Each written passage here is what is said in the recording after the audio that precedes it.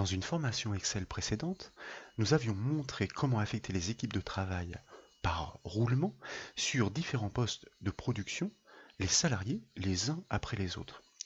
Une mise en valeur dynamique avait permis de repérer les employés indisponibles dans le tableau des affectations, comme ici. Cette fonctionnalité précieuse permettait aux responsables d'anticiper pour combler l'absence et ne pas casser le rythme de production.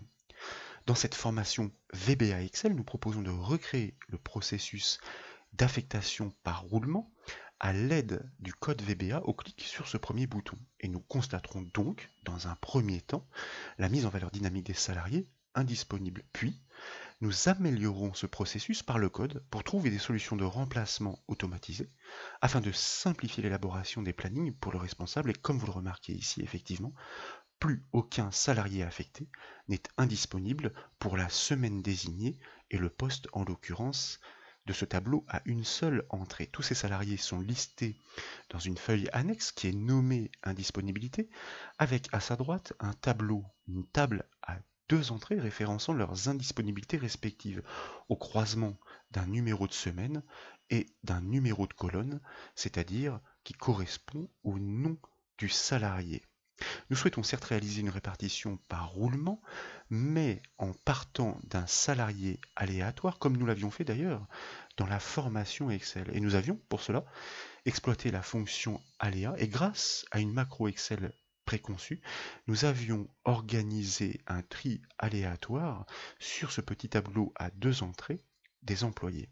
Comme toujours, donc, je vous propose de débuter les travaux depuis un classeur existant, qui est proposé au téléchargement depuis le site bombache.fr. Et je vous disais donc que cette macro était préconçue.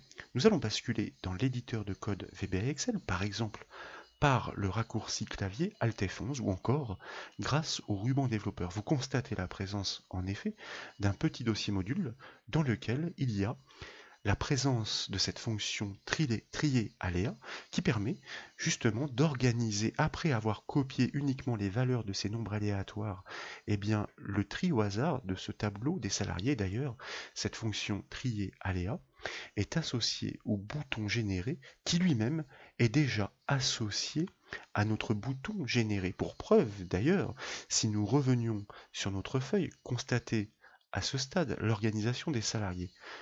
Braltargil, Aubin-Marie, Duff John, etc. Si nous cliquons sur le bouton générer qui est déjà associé à cette procédure générée, eh bien vous constatez de retour sur la feuille que, effectivement, l'organisation a totalement été chamboulée. Donc, nous avons le point de départ. Il s'agit dans un premier temps de pouvoir réaliser cette fameuse affectation par roulement, les salariés les uns à la suite des autres en partant de ce point de départ aléatoire. Le premier, puis le deuxième, le troisième, le quatrième et le cinquième. Et lorsque nous arrivons au cinquième, il faut reprendre au premier, puis le deuxième, etc. Pour l'instant, sans nous soucier des indisponibilités. Donc, nous revenons dans notre code, dans notre éditeur de code VBA Excel pour pouvoir compléter notre procédure générée. Et nous devons commencer, comme toujours, par déclarer les variables nécessaires au traitement. Il s'agit de déclarer dans un premier temps une variable que nous nommons judicieusement ligne comme un entier, un integer, car il va s'agir de parcourir l'ensemble des lignes du tableau pour réaliser les affectations. Et puis, nous allons déclarer une petite variable que nous nommons compteur. Il s'agit d'un entier court, je vais vous expliquer pourquoi, et que nous déclarons comme un byte. Tout simplement parce que, au fur et à mesure que nous allons parcourir ce tableau, eh bien, nous souhaitons prélever la première valeur pour le premier salarié, puis la deuxième, la troisième, la quatrième et la cinquième. C'est cette variable compteur qui ne dépassera donc jamais 5 pour faire la correspondance lors de l'affectation. C'est pourquoi nous l'avons déclaré comme un byte. Et d'ailleurs, dans la foulée, après avoir organisé le tri aléatoire qui doit intervenir en premier, fort logiquement, puisque suit l'affectation, à partir de ce point de départ, donc, nous initialisons notre variable compteur à 1, c'est-à-dire eh bien, la première ligne pour le premier salarié. Il s'agit ensuite de parcourir l'ensemble des lignes de ce tableau d'affectation pour le poste de travail qui, comme vous le constatez, varie de l'indice 5 à l'indice 56. Quand on connaît les bornes pour un traitement récursif, puisqu'il faut pouvoir affecter chacune de ces lignes, il est conseillé d'exploiter une boucle for. For ligne donc, qui est la variable que nous avons déclarée, variant de l'indice 5 à l'indice 56, comme nous venons de le constater dans la foulée, nous n'oublions pas de borner notre boucle avec l'instruction next suivie du nom de la variable ligne donc qui est utilisée pour boucler. Eh bien le but du jeu est de pouvoir faire la correspondance entre la ligne en cours, alors par anticipation, puisqu'il va falloir désigner la feuille indisponibilité, je vais me permettre d'aller copier son nom par CTRL-C dans la mesure où il est relativement long et qu'il s'agit de ne pas se tromper dans la syntaxe que nous allons répliquer. Il s'agit donc de faire la correspondance entre la ligne qui est en cours d'analyse, d'étude, dans la boucle pour le tableau des affectations. Comme vous le savez, donc, indice de ligne variable, colonne 3, car eh bien, le poste pour l'affectation est situé en colonne C, donc indice 3, selon la syntaxe de cet objet cells qui permet de désigner une cellule par le croisement d'une ligne et d'une colonne. Pour pouvoir pointer sur son contenu, il s'agit d'exploiter sa propriété value.value. Donc, volontairement et comme toujours, je ne respecte pas la casse, car lorsque je validerai, VBA étant permissif, s'il ne me corrige pas la casse majuscule minuscule, c'est qu'il y a un problème dans ma syntaxe. S'il la corrige, c'est que tout va bien. Il s'agit donc de faire la correspondance entre cette ligne pour l'affectation et puis le nom du salarié en partant du premier qui est issu, lui, par contre, de la feuille indisponibilité. Donc grâce à l'objet sheets qui littéralement désigne une feuille, quelle est-elle? Nous la passons en paramètre, entre guillemets, car il s'agit d'un texte. Eh bien, nous allons pointer sur la cellule correspondante, sauf que, elle ne commence pas à l'indice 1, sachant que compteur, lui, est initialisé à 1, mais à compteur plus 2, car, nous y retournerons, ce tableau commence à partir de la ligne 3. Donc, 1 plus 2 égale 3, nous allons pointer sur le premier salarié, et en l'occurrence le nom quant à lui se trouve en colonne D, soit en quatrième colonne, virgule 4, point value bien entendu pour faire la correspondance entre ces deux cellules. À chaque passage dans la boucle, là nous sommes susceptibles pour le premier passage d'avoir récupéré et inscrit le premier de ces salariés. Il faut effectuer le roulement, donc il faut prélever le suivant. Compteur égale compteur plus 1. Ainsi, au prochain passage, pour la ligne suivante du tableau des affectations, nous allons choisir le salarié suivant, sauf que compteur ne peut pas dépasser 5. Au bout du cinquième, puisqu'il y a 5 salariés, il faut revenir au premier, et ainsi de suite, et nous aurons donc établi ce fameux roulement. Donc nous ajoutons un test avant de boucler, pour dire, voilà, si la variable compteur a dépassé 5, tu la remets à 1. Dans le cas contraire, tu n'y touches pas. On fait l'incrémentation naturelle. Donc si notre variable compteur est effectivement supérieure à 5, à ce moment-là, ben, nous la réinitialisons à la valeur de départ, c'est-à-dire à 1. D'ailleurs, nous aurions très bien pu partir de la valeur 3 plutôt que de faire ici cette incrémentation plus 2, et puis de la borner non pas à 5, mais de la borner à 7. Peu importe, le principe est exactement le même. Suite à cela, donc, nous bouclons, ça veut dire que nous passons en revue chacune des lignes à affecter, et nous devrions ainsi pouvoir récupérer notre fameux roulement. C'est ce que nous allons désormais constater. Nous enregistrons les modifications, nous revenons sur notre feuille Excel, plus spécifiquement d'ailleurs sur la feuille gestion IND, nous cliquons sur notre bouton générer, vous constatez que instantanément en effet, en partant de ce point de départ généré aléatoirement, c'est-à-dire Braltar-Gilles ici, Honnête-Camille jusqu'à Aubin-Marie, nous effectuons bien cette affectation donc par roulement. Une fois que le dernier salarié est atteint, nous repartons du premier. Ce que nous ne savons pas à ce stade, c'est s'il y a des indisponibilités des uns et des autres qui ne nous permettent pas de réaliser ces affectations. C'est pourquoi nous proposons ici de reproduire une règle particulière de mise en forme conditionnelle sur ce tableau, plus précisément donc sur cette colonne C, consistant à trouver le numéro de semaine et le nom du salarié dans cette table à 2 entrées. Je cherche le numéro de semaine et je cherche le nom du salarié au croisement des deux. Alors par exemple pour Gals Charline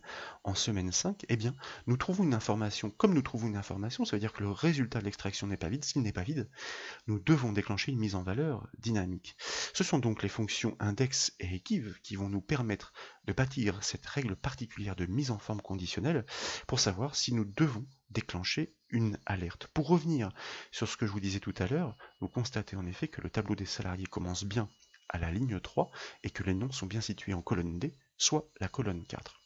Pour bâtir cette règle, donc, comme je vous le disais, eh bien, nous devons, comme toujours, au préalable, sélectionner l'ensemble des cellules concernées par cette mise en valeur dynamique, ce que nous pouvons faire en cliquant sur la première et puis à l'aide de la touche Maj en cliquant sur la dernière, par exemple. Dans la foulée, depuis le ruban accueil, nous cliquons sur le bouton mise en forme conditionnelle.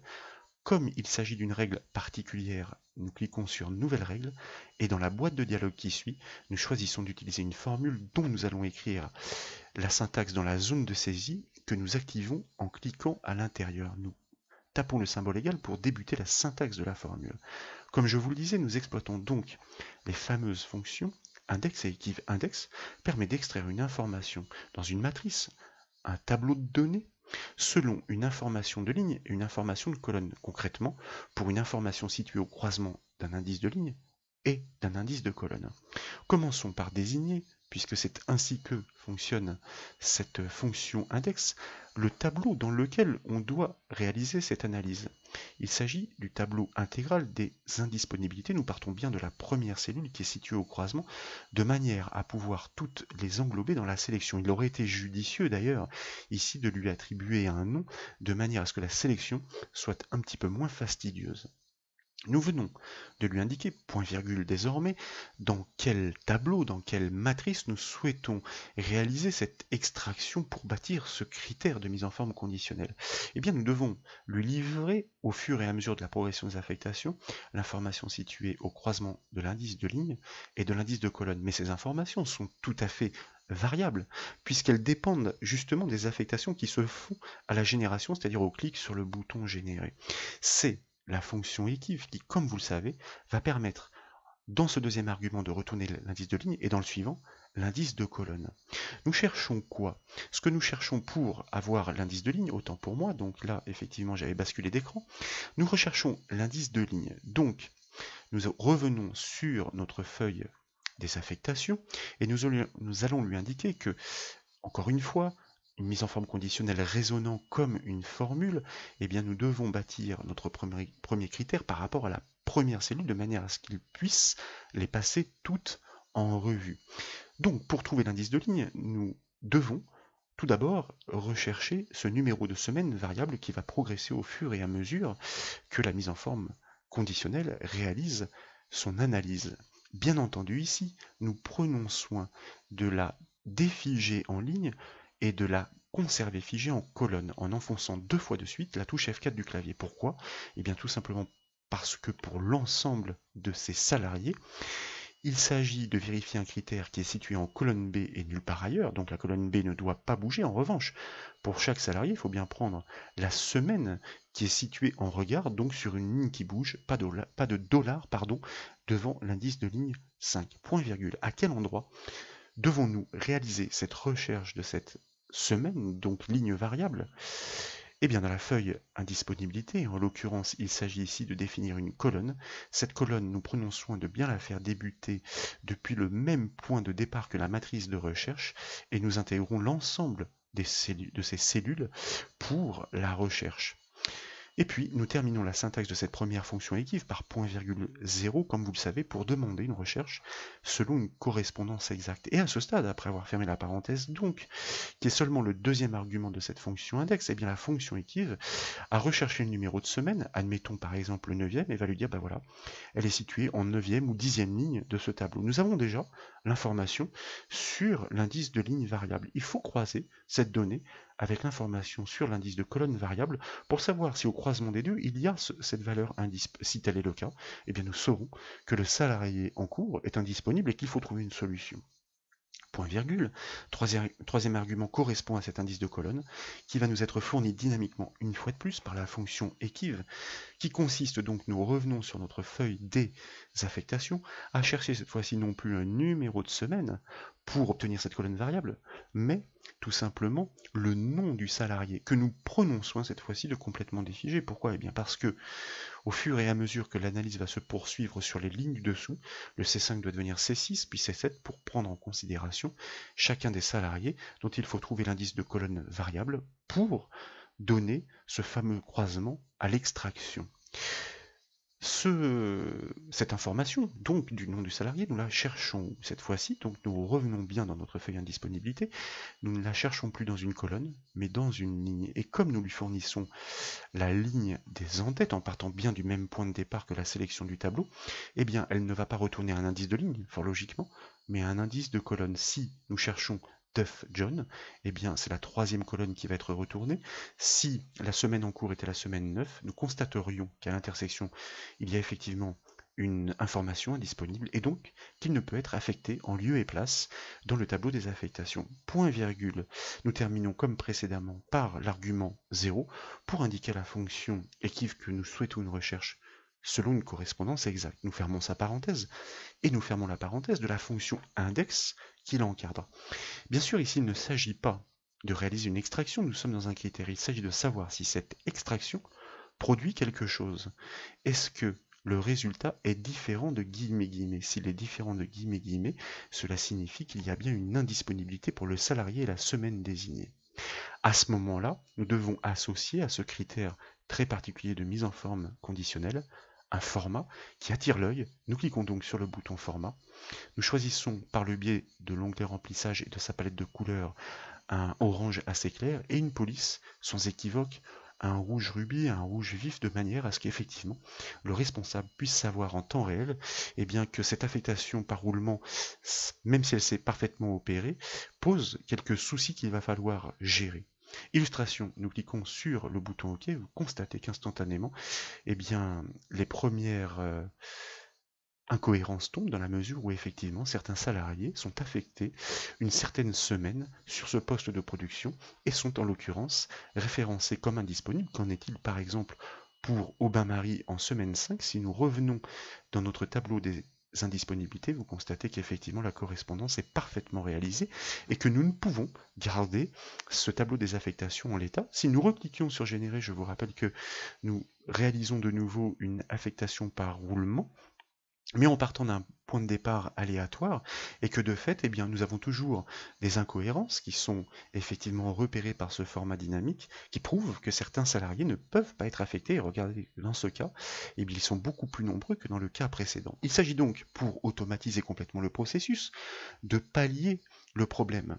Et pour réorganiser les affectations par roulement en tenant compte de cette indisponibilité, il s'agit d'adapter le code de la procédure précédente, mais en exploitant une fonction à créer qui à chaque passage doit questionner le tableau de référence selon le numéro de semaine et le nom du salarié.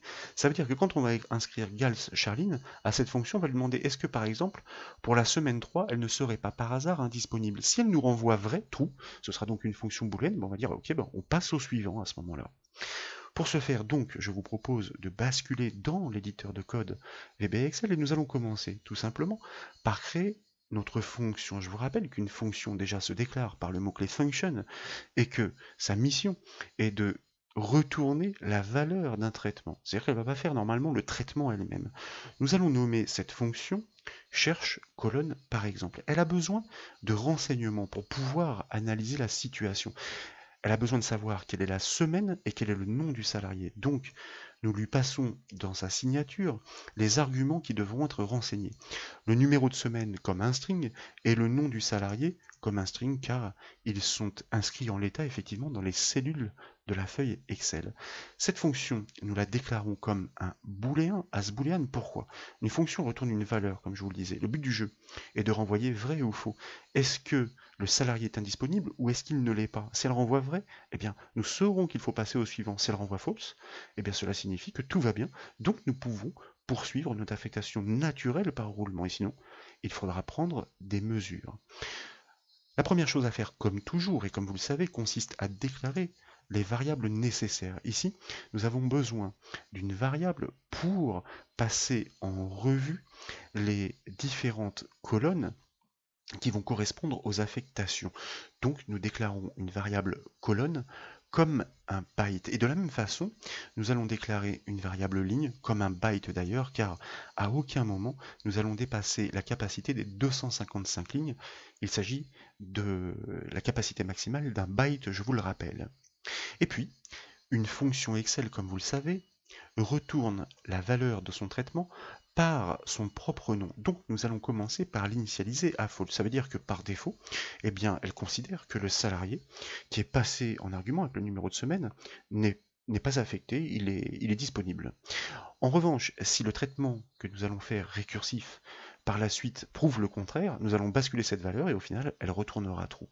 Le but du jeu est de passer en revue l'ensemble des lignes de ce tableau des indisponibilités, donc en partant, comme vous le constatez, de la ligne 4 jusqu'à la ligne 55, pour vérifier au croisement de ce numéro de semaine passé en argument et de ce numéro de colonne passé lui aussi en argument, s'il y a quelque chose. Donc, pour une première boucle variant de 4 à 55, nous devons faire varier une deuxième boucle pour les colonnes, afin de passer en revue chacune des cellules de ce tableau, cette fois-ci de H à L, c'est-à-dire d'indice 8 à indice 12. Et pour cela, donc, nous revenons dans notre éditeur de code VBA et nous allons enclencher notre double boucle. La première, donc, consiste à utiliser notre variable ligne que nous allons faire démarrer de l'indice 4 jusqu'à l'indice, comme nous l'avons dit, 55, comme ceci.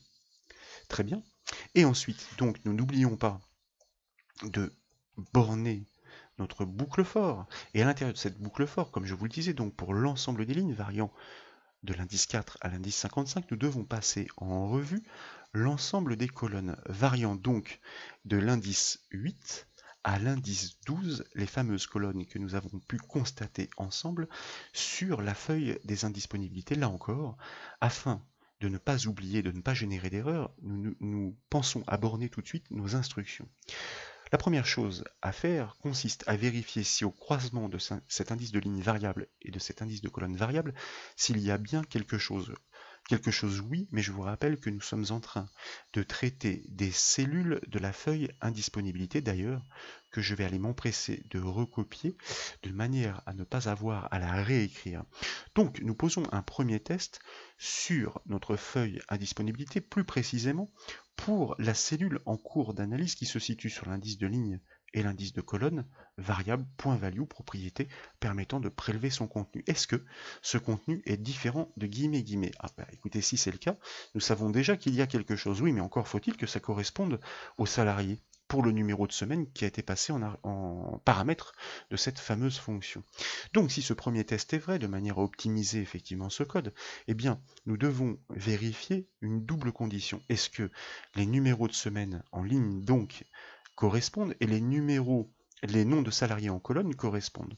Le principe donc est de savoir si sur la feuille indisponibilité, donc nous enclenchons de nouveau une instruction conditionnelle if pour la ligne en cours, mais pour la colonne 7. Pourquoi? Eh bien parce que nous partons effectivement de la colonne 8. Alors l'erreur normale, j'ai quitté l'instruction avant de l'avoir terminée, de la colonne 8. Et si vous revenez sur la feuille indisponibilité, comme vous le constatez, la colonne 8 est celle qui correspond au premier des salariés, la colonne 7 est bien celle qui correspond G à celle des numéros de semaine à rechercher. Et en l'occurrence, pour la ligne, il s'agira bien de la ligne 3. Donc, nous pouvons revenir dans notre code pour pouvoir effectivement réaliser cette double condition. Comme je vous le disais, donc, nous avons constaté qu'à cette intersection, la cellule n'était pas vide. L'objectif est de savoir si les semaines et les salariés correspondent. Pour la ligne en cours, en colonne 7, celle des numéros de semaine, est-ce que sa valeur est égale à semaine? Semaine, je vous rappelle que c'est la variable que nous avons passée en paramètre, que nous allons passer en paramètre. Et que dans le même temps, pour cette même feuille indisponibilité, pour la cellule de la colonne en cours, cette fois-ci, mais de la ligne 3, souvenez-vous, la ligne 3, nous l'avons montré, c'est celle, la ligne titre, celle des noms des salariés, et que sa valeur dans le même temps est égale au nom du salarié, reconnu par le nom de variable, d'ailleurs, qui s'appelle nom. Nous fermons la parenthèse dans notre instruction if, then, donc, pour dire quoi faire lorsqu'effectivement cette double condition est satisfaite. Il s'agit bien du numéro de semaine passé en argument ainsi que du nom du salarié. Nous en concluons quoi? Eh bien, nous en concluons que, effectivement, il est occupé, il ne peut pas être affecté. S'il ne peut pas être affecté, nous devons le retourner par la valeur booléenne true est dans la foulée, puisqu'en l'occurrence, eh bien, cette double condition a fonctionné. Nous en profitons pour sortir de la boucle imbriquée, c'est-à-dire de la boucle sur les colonnes. Il va falloir faire de même pour sortir de la boucle des lignes. Le premier exit for permet seulement de sortir de la deuxième des boucles. Eh bien, c'est très simple. Ici, entre les deux boucles, avant de reprendre le traitement récursif de la première des deux, il s'agit de poser un critère sur la variable booléenne cherche colonne, qui n'est autre que le nom de la fonction, pour savoir tout simplement est-ce qu'elle aurait basculé par hasard à true pendant cette analyse. Si oui, cela signifie qu'effectivement l'indisponibilité a été détectée, auquel cas nous devons quitter aussi la première des deux boucles. Nous ne pouvons pas tester le code en l'état puisqu'il s'agit d'une fonction qui va retourner un traitement. L'objectif est donc de pouvoir effectivement l'appeler à chaque fois que nous réalisons une affectation pour savoir eh bien, si pour ce numéro de semaine à passer et ce nom de salarié à passer, il y a une indisponibilité qui est détectée dans le tableau des indisponibilités au clic sur le bouton indisp. Nous allons commencer par récupérer quasiment le même code que celui que nous avons réalisé au tout début de cette formation qui permet tout simplement d'effectuer ce roulement naturel. Donc, nous prenons soin de le copier et puis en dessous, nous allons créer la procédure que nous pourrions nommer, pourquoi pas, indisp. Au moins, elle va correspondre au nom du bouton et nous allons tout simplement recoller ce code. Sauf que à ce stade, bien sûr, elle se borne à réaliser exactement le même traitement que précédemment, c'est-à-dire effectuer cette affectation par roulement sans tenir compte des indisponibilités. Et d'ailleurs, pour que visuellement nous nous rendions bien compte des corrections apportées, nous allons supprimer ce tri aléatoire de manière à pouvoir manipuler exactement les mêmes noms de salariés aux mêmes endroits. Il s'agit, à l'intérieur de cette boucle for, avant de réaliser cette affectation, de questionner notre fonction, celle que nous venons de créer pour savoir si, en effet, le salarié pour la semaine en cours est bien disponible. Nous allons exploiter une boucle do while plutôt qu'une boucle while pour pouvoir mettre fin à son traitement si d'aventure le test était un succès. Alors, bon, là, l'erreur, comme d'habitude, c'est que je souhaite la borner avant de terminer la syntaxe du critère. Donc, une boucle do while se borne par l'instruction loop. Comme je vous le disais, donc il s'agit ici de pouvoir questionner notre fonction cherche colonne en lui passant le numéro de semaine et en lui passant le nom du salarié. Si elle retourne true, ça veut dire que son analyse aura décelé que ce salarié, en l'occurrence, est occupé. Le numéro de semaine, donc selon les arguments tels que nous l'avons créé, correspondent à la cellule pour la ligne en cours, celle que nous sommes en train de parcourir dans le tableau des affectations, et pour la colonne de point value, comme toujours, je vous le rappelle, puisque il s'agit de notre colonne qui énumère, d'ailleurs nous allons le constater en colonne B, ces fameux numéros de semaine. Ok, très bien. Donc nous revenons dans notre code, cherche colonne sales ligne virgule 2 point value, nous venons lui passer le numéro de semaine, virgule. Nous devons maintenant lui passer le nom du salarié. Celui-ci est positionné sur notre feuille indisponibilité reconnue ici, alors toujours la même erreur logique, puisque je n'ai pas fini la syntaxe et que je m'empresse d'aller récupérer un bout de code existant. Donc nous lui passons en deuxième paramètre, comme je vous le disais, le nom du salarié qui est situé sur la feuille indisponibilité pour la cellule correspondante partant de compteur plus 2, nous l'avions démontré précédemment, à la colonne 4, c'est-à-dire la colonne D. Mais bien sûr, ce n'est pas fini, puisque ici, nous venons tout simplement de questionner cette fonction cherche colonne. Le but du jeu est de savoir si la valeur qu'elle retourne vaut true. Est-ce que, et vous voyez que c'est proposé tout de suite par intelligence, du fait que cette fonction est bien déclarée comme une fonction booléenne. Est-ce que la valeur retournée pour cette semaine et pour ce salarié par la fonction cherche colonne vaut true? Eh bien, ma foi, si ça vaut true, ça veut dire que le salarié en question est indisponible pour cette semaine, donc nous ne pouvons pas le considérer. Alors, nous allons incrémenter la variable compteur tout simplement pour indiquer à notre code VBA, eh bien, prends le suivant. Prends le suivant. Et comme nous sommes dans une boucle do while, eh bien, cela signifie que tant que ce critère sera vérifié, que nous ne pouvons pas prendre le suivant parce que lui-même est indisponible pour le même numéro de semaine. Donc, on prendra encore le suivant. Sauf que, il faut quand même ajouter un garde-fou. Je vous rappelle que la variable compteur ne peut pas dépasser la valeur 5. Donc, ici, nous lui indiquons, eh bien, écoute, si la valeur compteur a dépassé 5, à ce moment-là, eh bien, tu vas réinitialiser la variable compteur à 1, c'est-à-dire au point de départ, et ma foi, eh bien, si tout le monde est indisponible cette même semaine, c'est que on s'y est mal pris, donc il n'y a pas de solution, eh bien, tu sors de la boucle. En tout cas, pour toutes les autres, nous aurons trouvé une solution de remplacement. Donc, comme je vous le disais, à l'intérieur même de cette boucle, nous allons résumer, nous réalisons une boucle do while qui permet cette instruction d'échappement si d'aventure nous avions effectivement terminé le traitement. L'objectif est de dire tant que effectivement pour la semaine en cours et le salarié en cours, la fonction cherche colonne dit que le salarié est indisponible, eh bien nous allons incrémenter la variable compteur de manière sur la feuille disponibilité à aller chercher le salarié suivant. Et si le salarié suivant est lui-même indisponible, eh bien on incrémente. Mais pas plus loin que 5, puisque à partir de 5, ou plutôt après 5, il n'y a plus de salarié.